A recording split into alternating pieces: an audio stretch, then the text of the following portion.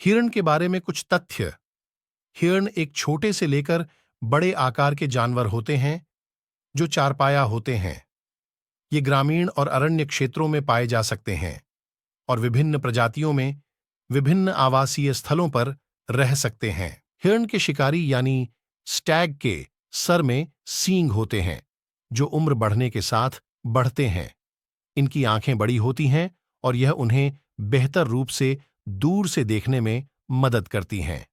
हिरण का आहार मुख्यतः घास होता है, लेकिन वे इंगुलिन, पेड़ों की छाएं और छोटे पौधों को भी खाते हैं।